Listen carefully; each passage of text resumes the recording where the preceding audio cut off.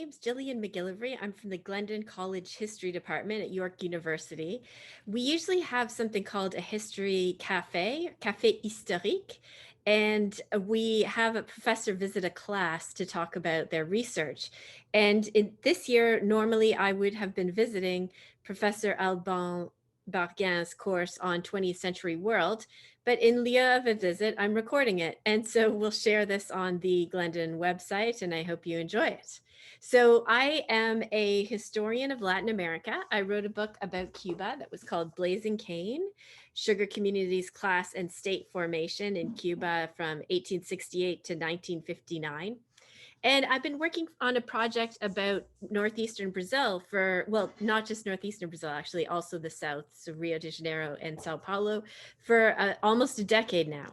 So I'm standing in front of a picture of a sugar mill in northeastern Brazil called the Serra Grande Sugar Mill. And well, I'm not really standing, it's a picture, right? I'm on Zoom. But I wanted to tell you today a little bit about the relationship between Cuba and Brazil. So the talk is called Sugar and Revolution, Brazil and Cuba in the Cold War. And there's a relationship between those two countries. And during the Cold War, there was a relationship about the fact northeastern Brazil was producing sugar, as was Cuba.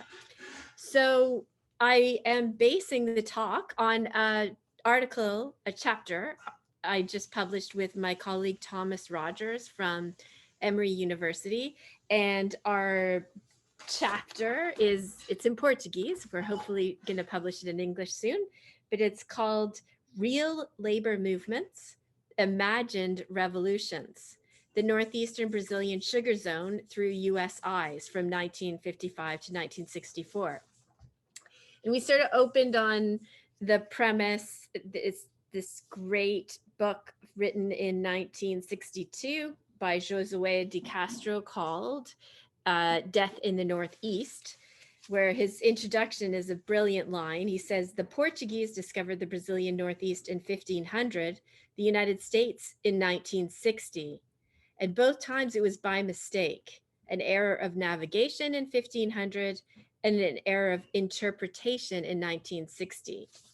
So what he meant was that in 1960, which was the year after the 1959 revolution in Cuba, Americans looked at northeastern Brazil and thought that it was another Cuba. They thought it was a communist revolution in the making, and they were terrified by that. So there was a very real relationship between Cuba and Brazil in this 1959, 1960, and then all the way up until 1964, when Brazil had a military coup and that ushered in 20 years of dictatorship in Brazil. So today I'm going to talk about how we got up to that moment and a little bit about that moment. Really, we can go back to the fact that roughly 80%, I was just looking at the Slave Voyages website, and it mentioned that 80% of all the captives that were carried from Africa were taken to sugar growing areas. And so the Americas were forged with slavery and plantation slavery, and sugar was at the base of that. And Brazil was, the Portuguese settling Brazil after 1500 were innovating in that realm of creating plantations and slavery, which they then exported the sugar back to Europe, where it became a mass consumption item. And so sugar starts out in Brazil, and it remains important in Brazil all the way through. And now Brazil is the second largest sugar producer after India. So it kind of changes places here and there with India. But in the early 20th century, well, really throughout the 19th century and then into the early 20th century, Cuba provided something like 1/3 of the world's sugar. So Cuba became this huge producer of sugar in the early 20th century. It's kind of swapping places with Brazil, so ceding its position to Brazil, where Brazil was known for its coffee as opposed to sugar. And so during that period, however, sugar continued to be grown in northeastern Brazil. It didn't go away. And so this suggestion that the United States discovered Brazil, northeastern Brazil in 1960, it had been discovered in 1500 by the Portuguese, and they had established sugar plantations all along the northeast of Brazil, which remained well into the 20th and now 21st century. The Great Depression in 1930 was an important, ushered in important changes for all of Latin America. And one of the major impacts was an explosion of nationalism. Sometimes this manifested itself as anti-Americanism. It also often, so in the case of Cuba, it was very much anti-Americanism. It also manifested with in really important labor movements. So workers started to organize, and farmers also started to demand their protection from the nation in which they lived. This happened in the United States. So populism, that term that we use so much now, it actually has its origins in the 19th century with farmers. And so you see this rebirth of populist rural movements alongside urban and industrial workers that are organizing in the 1930s. So the industrial and the rural working class start to mobilize quite a bit in the 1930s because of the brutal conditions brought on by the Great Depression that especially impacted something like sugar, which could be consumed in larger or smaller amounts. And so when the economy turns, the demand for sugar goes down and the price for sugar plummets. At the end of, so that's kind of the impact of the Great Depression. And what a lot of the companies did was, you can see in this image behind me how incredibly modern this machinery is, this huge tower, and the mill is massive. What a lot of investors, producers of sugar in the 1930s did was they just made it more modern, their machinery, so that they could actually get, in the Cuban case, they went from having a harvest that was about 6 months long, that was kind of spread out, to a 3-month or sometimes even 2-month long harvest, which ends up leaving people unemployed or underemployed for almost 10 months of the year. So when you're looking at causation for the Cuban Revolution in 1959, sugar is an important explanation for that, among other things. Their economy was very much based on the export of sugar, and that meant large periods of unemployment for lots and lots of people. So, but backtrack to this 1930s. So you have labor movements of the farmers organizing, and there's cane farmers organizing, and there's industrial sugar workers that are taking that cane and turning it into sugar. They're mobilizing. And World War II brings an important change that makes it possible to organize. So Latin Americanists use the term democratic spring for the period roughly 1944 to 1946, before the Cold War kicks in 1947. So between 1944 and 1946, something like 5 out of 20 Latin American countries shifted from being, so there were 5 out of 20 that were democracies. By 1946, 15 out of 20 could shift into the category of democracies that actually had elections, and there was space for organizing. So farmers could organize, but especially workers could organize. And there's these really important national labor unions that emerge, and collective labor contracts that emerge at this period in the 1940s. And Cuba's no exception to this. So even though we think of it as this oppressive dictatorship under Fulgencio Batista, there was this kind of populist period when there were reforms and it was more democratic, and sugar workers benefited from that. And in the Cuban case, cane farmers and sugar workers, industrial, the ones in the factories, as well as those working in the fields, benefited from the reforms of the 1940s. What happened in Cuba, which in Brazil, is why I'm doing my current research on it. I'm trying to figure out why you didn't have those same reforms in the 1930s and 40s for rural workers that you did have in, say, Cuba. What happened in Brazil was that there were collective labor contracts introduced, and there were national labor unions and national labor legislation, but it didn't really help the cane workers, the people that were doing the field work for sugar, because you have to grow the cane, cut it, bring it to those factories, and that's where it's transformed into sugar. So there's the industrial workers and the rural kind of agrarian workers, and the agrarian workers were really very much left out. So what you see is in the 1950s, you see, well, 1947, as I mentioned, the Cold War becomes more, it sort of kicks in. So the United States starts to say to all Latin American countries that they should protect themselves from communism.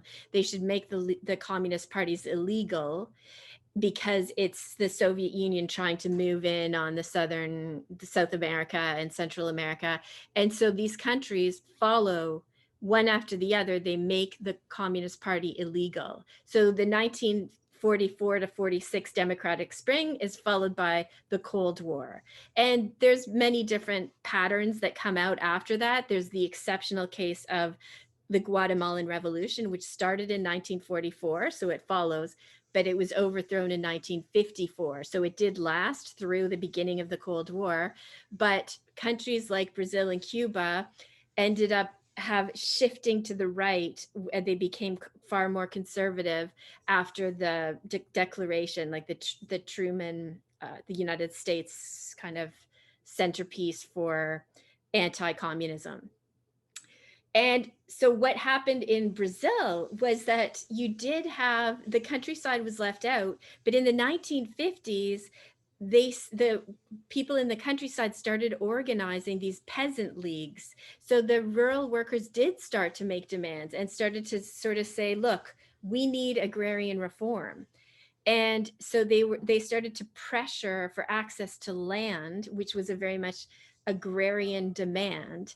And in the Brazilian case, this was a major problem. Brazil had never had a revolution for independence the way Cuba did. So there had never been a breaking up of large plantations, even the way the US Civil War broke up the big cotton plantations into smaller pieces. That never happened in Brazil. So Brazil was still very much dominated by large landowners, and the agrarian workers were making their demands for access to land where they could grow food and feed themselves. There's a brilliant documentary, which I will link, called Brazil, the Troubled Land or the Forgotten Land. It's a 1961 ABC documentary, which shows you the United States discovering northeastern Brazil and saying, uh-oh, we got to be careful because there's extreme inequality up there, and that's ripe for communist revolution. So in Cuba, as you know, 1959 did bring communist revolution. And it was, I mean, it started off as a revolution against the dictator Fulgencio Batista. But then in 1960, when there was a showdown between Cuba and the United States, and the United States said, you cannot take crude oil from the Soviet Union and use US owned refineries in Cuba to turn it into oil, then Cuba nationalized. And in turn, the United States stopped buying Cuban sugar. And so it's quite striking if you look at the amount of sugar exported from Cuba and Brazil, because 1959, when Cuba declares itself, 1960, when Fidel Castro declares a Marxist-Leninist revolution, and the United States stops trading. Also, you have other things that are putting Cuba and the United States against each other, like the Bay of Pigs, when the United States tries to overthrow the Cuban Revolution unsuccessfully. So they're really battling it out. And I now get to the research Tom Rogers and I were doing in the US National Archives, which shows that the United States diplomats who were in Brazil were super aware of the fact that these peasant leagues were being organized in a sugar zone, and they were really concerned about it. And so we found, for example, in 1960, August 24th, 1960, you have this report from an agricultural attaché to the Secretary of State in the United States saying, look, we should definitely start buying more sugar from Brazil. Now that Cuba's cut off, let's buy more sugar from Brazil. And why should we do this? And they explicitly state the reason: we need to provide more employment for the sugar workers.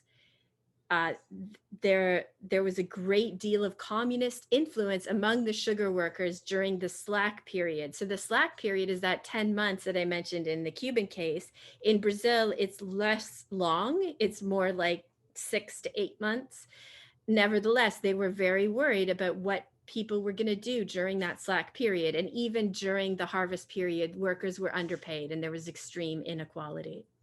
So there's this incredibly tight relationship whereby the United States starts getting really worried that northeastern Brazil is going to turn into another Cuban revolution. And the peasant workers, the peasant leagues are organizing. That includes some of the cane workers, the workers from the cane.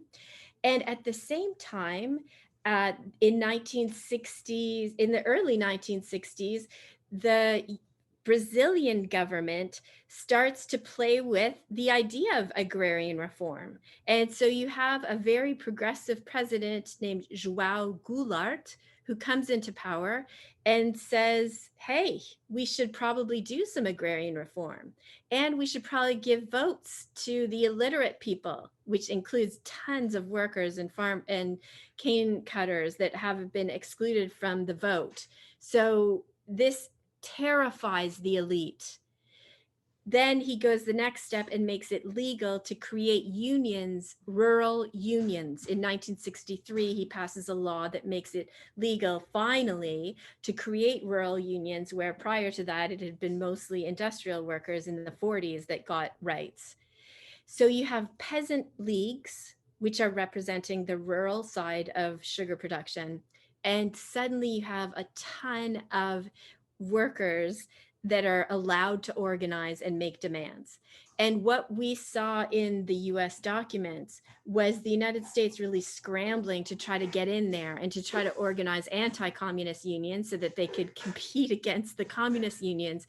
But they also started to talk to the military, support the elite who were saying, this isn't enough. We got to shut this down. We need to stop the mobilization. This is unacceptable. We're going to have a revolution in our hands. And so what you have is the elite convincing the military to intervene and overthrow João Goulart and declare a military coup.